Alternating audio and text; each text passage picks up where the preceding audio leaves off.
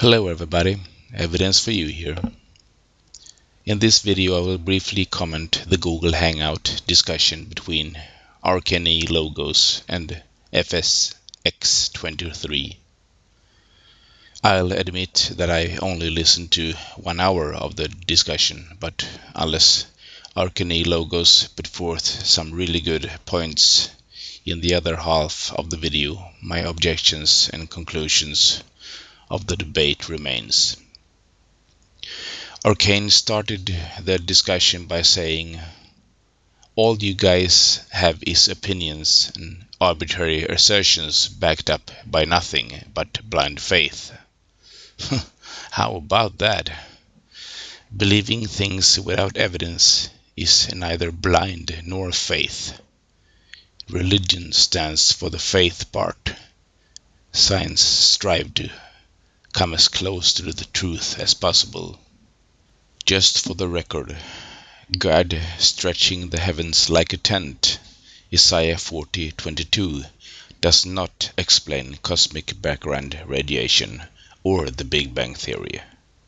If you read the entire verse, it's far more likely to draw the conclusion that according to the man who wrote the Bible, the earth is flat and covered by a dome. ArcanE, you interpret the text you believe in to fit the evidence. That's a big no-no. ArcanE, you must also have missed the burden of proof logic, because one does not have to prove that God did not create the universe mature before one can make the claim that stars are billions of light years away.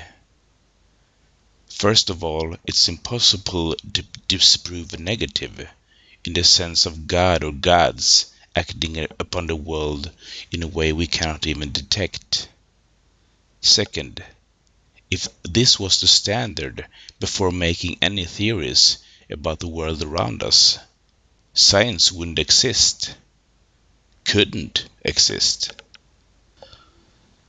The ghost claims that the decay of the Earth's magnetic field gives evidence of a young Earth. Wrong. There is scientific evidence through peer-reviewed papers that the magnetic field has had periods of increase, decrease, and even pole reversals. The decay isn't static. Eric Hoven uses the same errors when calculating that the moon is getting closer to Earth. So if Tellus was billions of years, the moon would now touch the Earth, totally ignoring the point that a large rock hit the Earth and created our moon. I find it amusing that all scientific knowledge, except the ones that support ArcanE LogoS beliefs, is based upon assumptions, but his words we should just take for granted. I think ArcanE deliberately replaces assumptions with conclusion to make scientific knowledge sounds more like a guess. ArcanE LogoS even uses the "if you weren't there" argument introduced by Ray Comfort and Kent Hovind to explain away facts. Unbelievable. We also hear comments like secular astronomers and rescue devices to explain away a young Earth, both indicating that science is a big conspiracy. ArcanE is fighting tooth and nail to defend a 6,000-year-old Earth, but at the same time explains that if the world would be proven, which it has been, to be billions of years, that wouldn't affect his belief one bit. God could have created a young Earth, and he could have created an old Earth. Doesn't matter to me. Amazing. For your information, ArcanE, an atheist doesn't have to hold to billions of years unless our theory falls apart.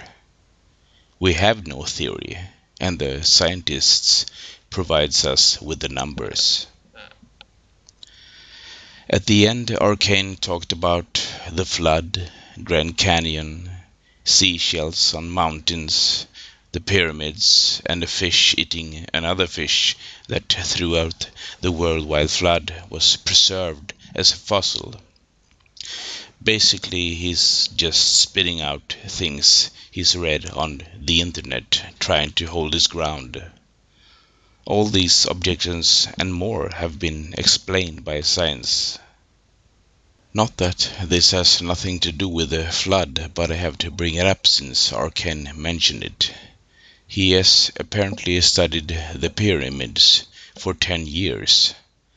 I cannot say if this is true or not, but I find it highly unlikely that a 28-year-old has spent more than a third of his life studying something which has nothing to do with either Christianity nor atheism.